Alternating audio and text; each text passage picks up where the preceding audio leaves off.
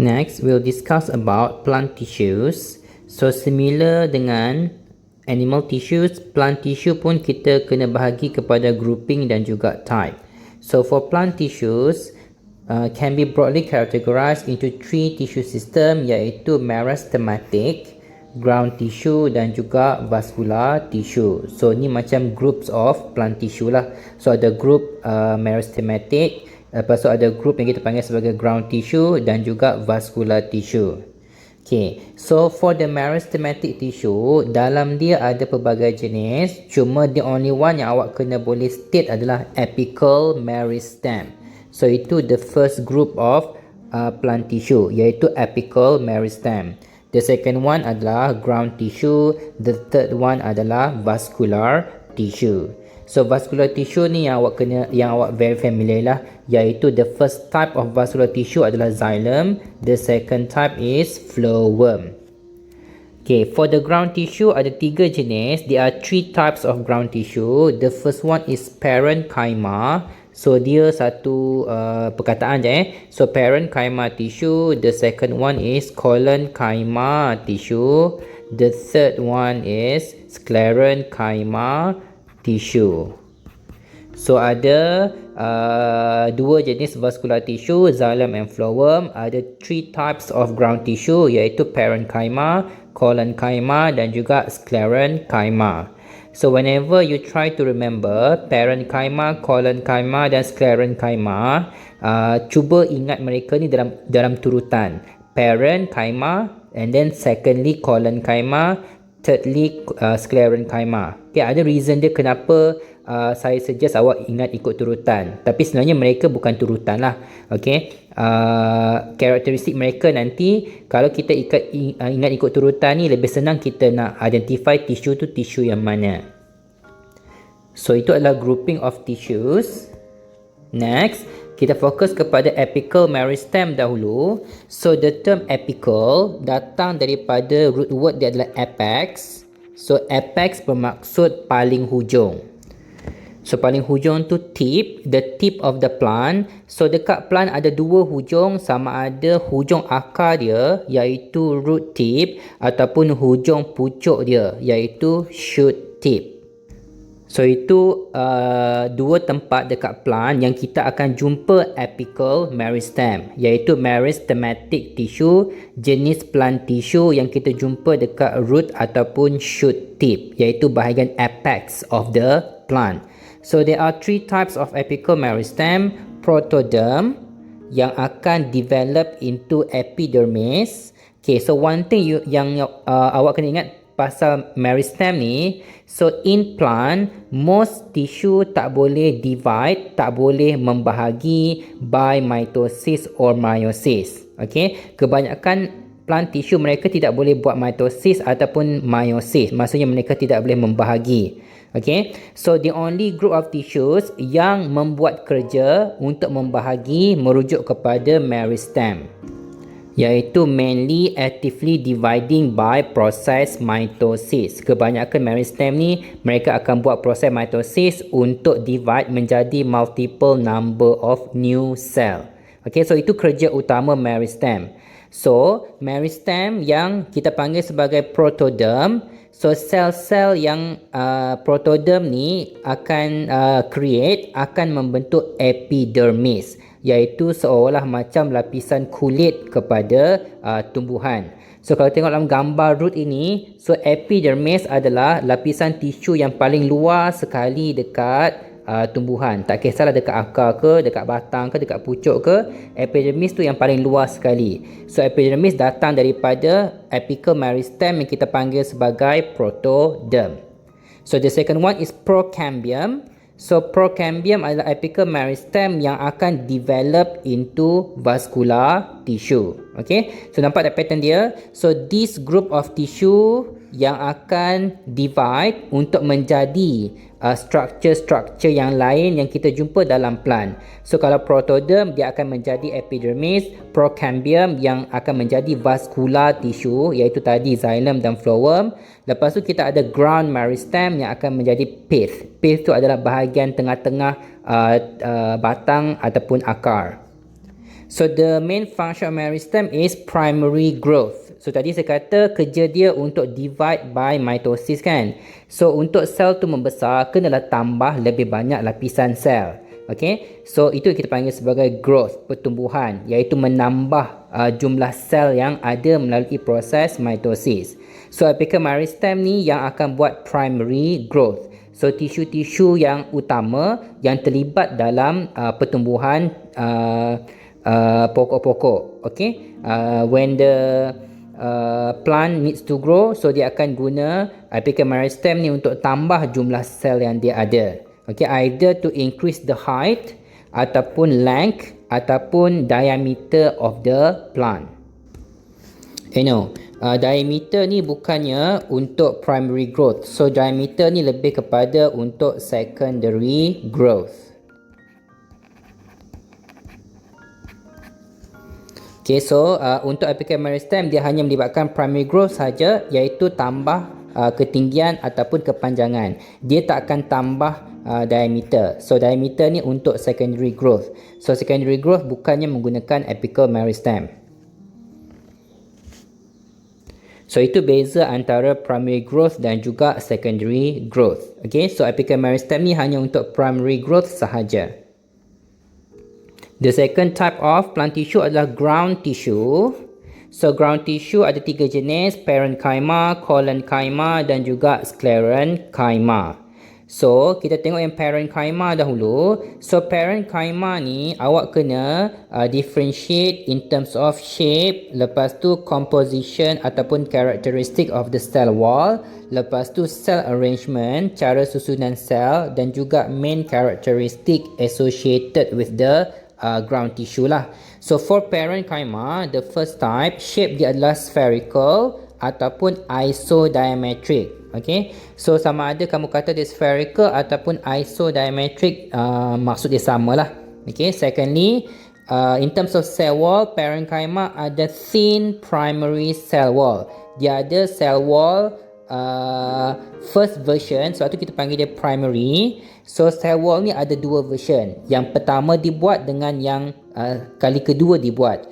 So kalau kali pertama, so itu kita panggil sebagai primary cell wall. So primary cell wall yang kita jumpa dekat parenchyma, di dalamnya mengandungi selulose, lepas tu ada pectin, ada hemicellulose. Okey, yang awak belajar cuma selulose lah, tapi sebenarnya dalam cell wall ada banyak lagi komponen lain seperti pectin dan juga hemicellulose. Okay, so hemicellulose dan pectin ni adalah different types of molecule yang lain daripada cellulose.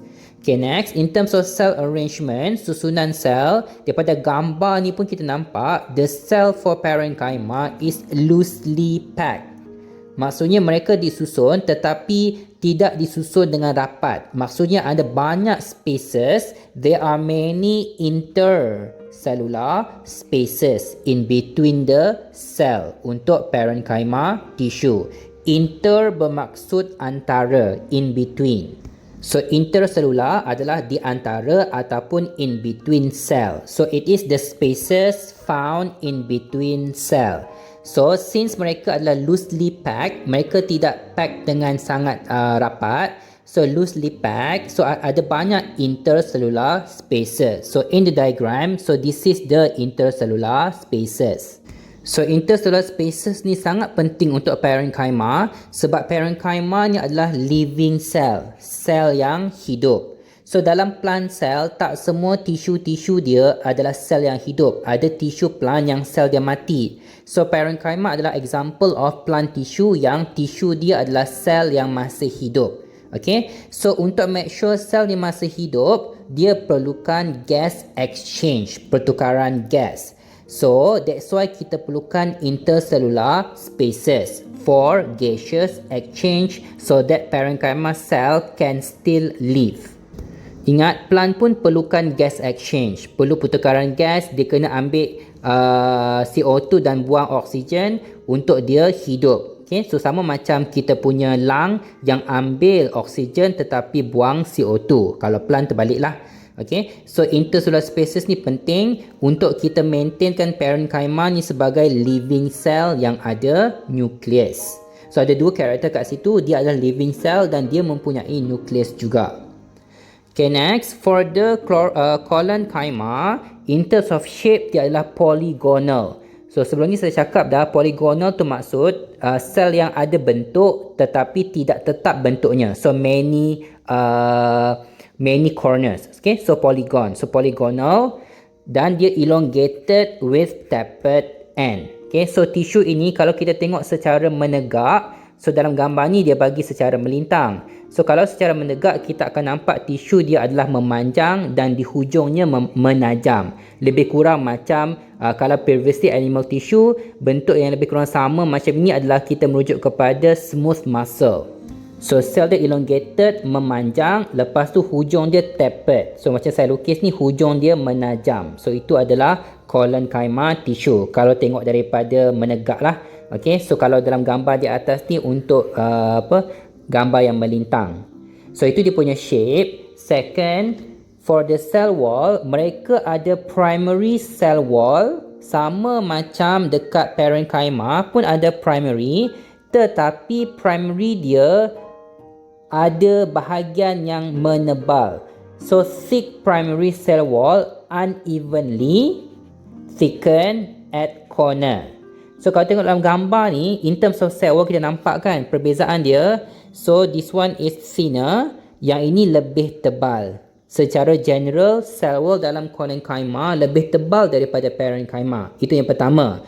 Yang kedua, kita nampak ada dekat bahagian bucu-bucu ni lebih tebal daripada tempat lain. So itu yang dimaksudkan dengan thicken at corner. So walaupun mereka still jenis primary cell wall, tetapi primary cell wall mereka untuk colon-chyma ni is much thicker, lebih tebal daripada primary cell wall yang kita jumpa dalam parenchyma. And then at the same time, they are thickened at corners. Okay, dekat bahagian corner-corner tu cell wall dia menebal sikit compare dengan bahagian-bahagian yang lain. So itu in terms of characteristic of the cell wall yang kita jumpa dekat colon-chyma. Next, in terms of tissue arrangement, they are closely packed. Okay, mereka disusun dengan rapat juga, tetapi still ada a few intercellular spaces. Walaupun mereka rapat, still ada ruang-ruang di mana akan ada udara, akan ada spaces in between the tissue. So asalkan melibatkan having intercellular spaces, still merujuk kepada for gaseous exchange dan kita boleh kaitkan dengan living cell with nucleus. Okay. So kita boleh jadikan karakteristik yang last ni sebagai persamaan di antara parenchyma dan juga colon-chyma. So tiga yang atas ni adalah perbezaan antara parenchyma dan juga colon-chyma. Next, the third type. So ni parenchyma ni jenis yang ketiga, iaitu yang paling advanced lah. Maksudnya paling tua. Okay. So in terms of shape, mereka pun polygonal, sama macam colon-chyma.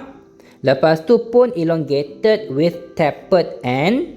Cuma sclerenchyma ni ada dua jenis, iaitu ada yang kita panggil sebagai fiber, ada yang kita panggil sebagai sclerid. So there are two types of sclerenchyma, sama ada fiber ataupun sclerid. Tapi kamu tak perlu mention dua-dua lah. Okay, kamu just anggap dia general saja. So in terms of shape, kalau kamu nak describe fiber punya shape, so dia adalah polygonal and elongated with tapered end, sama macam colon-chyma, tetapi yang sclerid ni yang spherical. So ni yang lain bentuk dengan colon-chyma in terms of shape.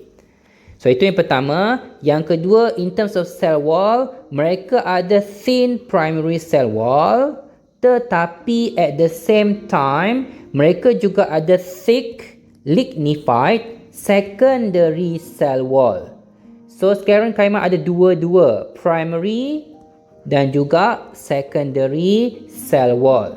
So kalau primary tu sama macam yang kita jumpa dekat parenchyma, yang tak sama adalah secondary cell wall ni, iaitu mereka adalah lignified. So apa maksud lignified? Lignified bermaksud dekat dalamnya ada deposited with lignin. Lignin merujuk kepada compound yang bersifat lipid yang kita panggil sebagai wax. Wax ni macam lilin lah. Okay, so kita tahu lilin adalah diperbuat daripada something yang lipid kan. So mereka adalah hydrophobic. So itu penting. So the lignified secondary cell wall is very hydrophobic. So oleh kerana mereka ni hydrophobic, the secondary cell wall is hydrophobic, so water will not be able to enter ataupun exit the cell. Sebab lignin itu adalah hydrophobic dan repels water. Dia tak suka kepada air. So kesannya oleh kerana cell wall itu sendiri prevent water from entering and exiting the cell, that's why kita nampak sclerenchyma ni adalah dead cell, tisu yang mati, dead tissue. Tetapi mati apabila mereka sudah mature, dan because of that mereka pun tak ada nucleus. Okay, kenapa dia mati apabila dia mature? Sebab secondary cell wall itu hanya terbentuk apabila sclerenchyma itu sudah mature, matang.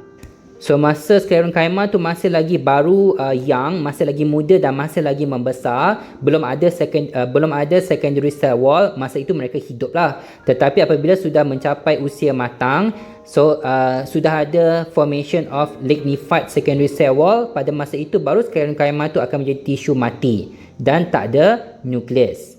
Okay. Next, another reason kenapa tisu sclerenchyma ni adalah dead tissue adalah sebab mereka tightly packed without langsung tak ada intercellular space. So apabila tak ada intercellular space langsung, so takkan boleh berlaku gaseous exchange. So tak ada pertukaran gas dekat sclerenchyma ni. So kalau tak ada udara, macam mana tisu tu nak hidup? Sebab cellular processes, especially untuk buat tenaga, memerlukan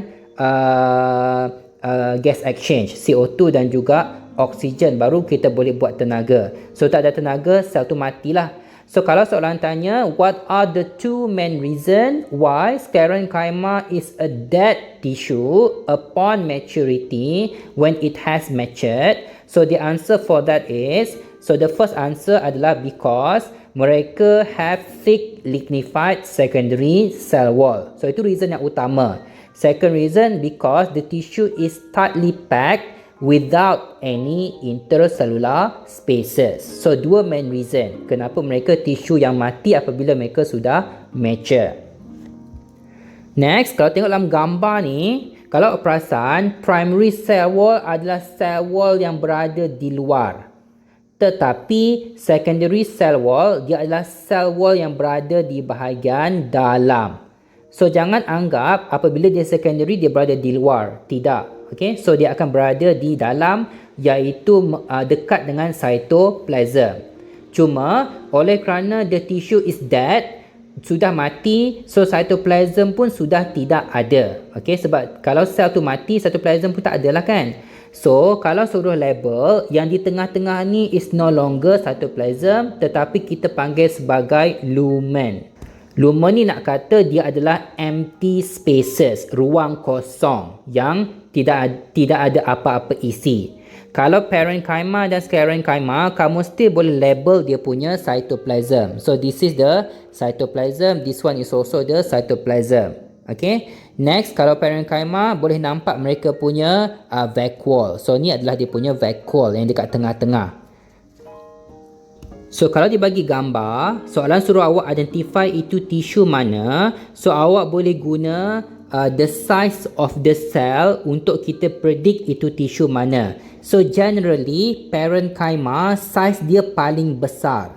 Second adalah collenchyma, third adalah sclerenchyma. Kenapa saya kata begitu adalah sebab semuanya because of dia punya ketebalan cell wall dia. So parenchyma tadi adalah yang cell wall yang paling nipis, that's why cell tu nampak paling besar. Kalau collenchyma pula, cell wall dia masih lagi primary tetapi lebih tebal daripada parenchyma kan. So that's why kita nampak collenchyma tu size dia macam lebih kecil daripada parenchyma.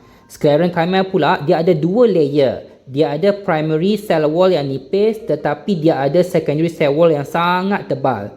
So in terms of cell, it would appear as if sclerenchyma tu have the smallest size paling kecil. Okay, saya bercakap pasal appearance, nampak macam. Okay, in real life sebenarnya size itu bergantung kepada dekat mana kita jumpa tisu tersebut. Tetapi dalam gambar, dia akan nampak macam parenchyma paling besar, collenchyma sederhana, sclerenchyma paling kecil. Okay, so itu penting yang awak kena boleh buat dahulu, baru kita boleh identify tisu itu tisu mana. Okay, next, in terms of function for parenchyma, the function is they have large vacuole. Mereka ada vacuole yang besar. So kalau dalam gambar pun kita nampak mereka ada vacuole yang besar. So the large vacuole is to store organic substances, untuk menyimpan bahan-bahan organik seperti glukos, seperti maltose, apa-apalah organic molecule yang diperlukan untuk sel tu hidup. And then mereka ada intercellular space untuk gaseous exchange, macam saya kata tadi. Lepas tu they have chloroplast for photosynthesis. So itu function. Next, for the distribution, dekat mana kita jumpa? So for the parenchyma, mainly kita jumpa dekat leaf, dekat daun, ataupun dekat stem, ataupun dekat roots. Okay, so most parts of the plant kita akan jumpa parenchyma tissue. So untuk collenchyma pula, in terms of function, they are mainly for support, to provide support in herbaceous plant. Herbaceous plant adalah pokok-pokok renek seperti pokok-pokok bunga, pokok-pokok sayur-sayuran. Okay, asalkan kamu nampak pokok itu daun dia, batang dia warna hijau, so itu kita panggil sebagai herbaceous plant. Yang batang dia tak keras, maksudnya kita still boleh patahkan guna jari saja, tak perlu nak guna gergaji ke apa untuk tebang dia. Okay, so itu adalah herbaceous plant. So pokok-pokok macam ni, dia punya tisu dia adalah disupportkan oleh collenchyma tissue yang ada thicker primary cell wall tadi, dan juga ada thickening of the cell wall at corners. So semua itu penting untuk provide support ke dalam herbaceous plant. Okay, so mereka adalah non-woody. Non-woody tu adalah tidak keras lah. Woody tu maksudnya yang sclerenchyma ni yang woody. Okay, so it gives mechanical strength dan juga flexibility. So mereka still boleh menegak, tetapi batang dia tak cukup keras, dan mereka still ada flexibility, maksudnya dia still boleh bergerak lagi. So dia tak akan mudah patah lah. In terms of distribution, kita jumpa dekat young parts of the plant. Tak kisahlah dekat mainly dekat plant shoot lah, shoot tu pucuk dia tadi. Lepas tu kita jumpa dekat petioles dia. Petioles tu adalah dia punya branches dia yang masih muda. Okay, cabang-cabang dekat pokok yang masih muda, so itu adalah petioles.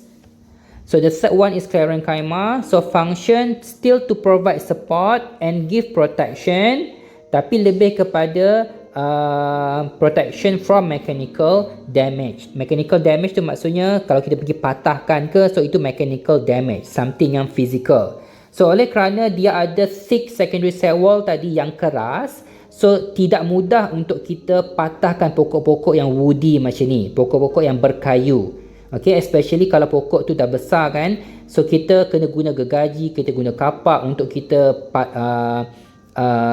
potong dia. Okay, so tak macam collenchyma yang still boleh patah dengan jari. Okay, so in terms of kekuatan, sclerenchyma tu tisu dia lebih kuat, semuanya because of the lignified secondary cell wall, dan mereka boleh provide mechanical strength dan rigidity. Rigidity tu maksudnya mereka tidak fleksibel, tak macam collenchyma tadi. Maksudnya kalau dia keras macam tu lah dia. Kita tak boleh bengkokkan, kita tak boleh luruskan. Kalau dia bengkok, dah bengkok lah. Kalau dia lurus lah. Kita tak boleh nak ubah. So kalau kita cuba ubah, mereka akan patah. Tapi kalau collenchyma, dia still boleh bend. Okay, so dia tak akan mudah patah. Lastly, for the function, for the distribution of sclerenchyma, kita akan jumpa mereka dekat vessel element, iaitu xylem tissue lah. Okay, so nanti kita tengok apakah itu vessel element dan juga trachea untuk vascular tissue iaitu xylem tissue. Okay, so dekat situ kita akan jumpa banyak sclerenchyma iaitu dekat dengan xylem yang kita jumpa dekat dalam plant roots ataupun plant shoot. Okay, the last type of plant tissue adalah vascular tissue. So vascular tissue maksudnya tisu-tisu yang terlibat dalam proses penghantaran materials along the body. Okay, so macam kalau dekat human, vascular tissue dia lebih kurang macam kita punya salur darah kita. So darah kita yang akan menyalurkan semua nutrient, materials ke seluruh badan kan. Okay, so samalah macam dekat plant ini. So kita panggil dia vascular tissue iaitu sebahagian daripada vascular system. So there are two types of plant tissue yang kita panggil sebagai vascular tissue iaitu xylem dan juga phloem. So xylem consists of two different types, sama ada trachea ataupun vessel element. So xylem ni merujuk kepada kumpulan kepada vascular tissue iaitu ada dua jenis, sama ada trachea ataupun vessel element. So kalau tengok gambar, kita boleh bezakan apa beza trachea dan juga vessel element, tapi function mereka still sama. So for trachea, mereka lebih kurus, slender, lepas tu mereka ada tapered end, hujung yang menajam. Kalau vessel element pula, mereka ada larger diameter, hujung dia pun still ada tapered end. Okay, so either way, kamu hanya perlu boleh state how many types, which is trachea and vessel element, tapi in terms of function still sama, iaitu to transport water and minerals from root to leaves ataupun shoot pun boleh. Yang penting awak kena cakap dua-dua, transport water dan minerals. Okay, dia tak boleh transport water saja, transport mineral saja pun tak boleh sebab minerals dissolve inside the water. So dia kena serentak. So itu untuk xylem. For phloem, mereka pun ada dua jenis iaitu sieve tube dan companion cell. Okay, so sepatutnya familiar lah based on SPM. So the sieve tube ni yang mempunyai diameter lebih lebih lebar. Lepas tu dekat dengan sieve tube tu kita akan jumpa sel yang mempunyai nukleus yang kita panggil sebagai companion cell. So itu cara bezakan untuk phloem siapa sieve tube, siapa companion cell. Iaitu kalau companion cell mereka ada nukleus. Kalau sieve tube mereka tak ada nukleus.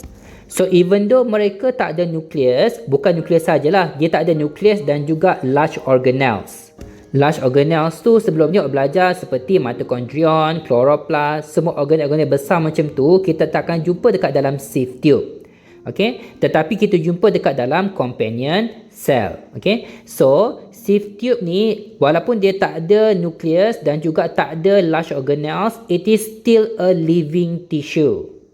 That's why generally kita boleh kata phloem adalah living tissue, tisu yang hidup. Okay? Tak kisahlah merujuk kepada sieve tube ke, merujuk kepada companion cell ke, in general phloem adalah living tissue. So the function of phloem is to transport sucrose or any other organic compound. So organic compound ni lebih kepada the products of photosynthesis.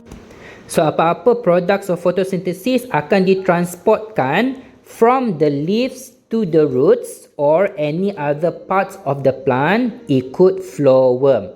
So phloem untuk transport sucrose dan juga products of photosynthesis ke mana-mana bahagian plant yang memerlukan produk tersebut. Okay? Kalau xylem tadi, kalau kita tengok gambar ni pun mereka nampak color brown kan, sebab mereka adalah dead tissue, sama macam sclerenchyma, iaitu tisu yang mati apabila mereka sudah mature. So kamu boleh guna persamaan antara sclerenchyma and xylem as both are dead when they have matured. Okay, the reason dia tetap sama, iaitu xylem. Kenapa tisu xylem ni, tak kisahlah trachea ke, vessel element ke, sama saja. Kenapa xylem ni in general dead when they matures? Because they have lignified secondary cell wall. So sama macam sclerenchyma. xylem ni punya cell wall ada secondary cell wall yang mempunyai lignin. So when they are lignified, so that's why they will repel water, so the cell cannot get water, so the cell will die. So awak boleh guna point ini untuk jadikan persamaan antara xylem dan juga sclerenchyma. Kalau perbezaan tisu lah, iaitu xylem ni adalah vascular tissue, kalau sclerenchyma tadi adalah ground tissue. Lepas tu function pun tak sama antara xylem dan juga sclerenchyma. So kalau xylem ni untuk transport water and minerals from root to leaves. Kalau sclerenchyma tadi untuk provide mechanical strength dan juga rigidity to the plant, okay, untuk provide support. So itu sahaja untuk vascular tissue. Make sure untuk setiap tissue ni, the first thing that you be able to do is when the question give you picture diagram, you can decipher, awak boleh decide itu tissue mana. Okay, so tak guna awak hafal dia punya karakter, tapi kalau bagi gambar kamu tak tahu itu tissue apa. Okay, so the first thing yang awak kena boleh buat adalah identify dulu tissue itu tissue apa, then awak describe apakah dia punya karakteristik, apakah dia punya function untuk setiap animal dan juga plant tissue tersebut. So that's it for plant tissue.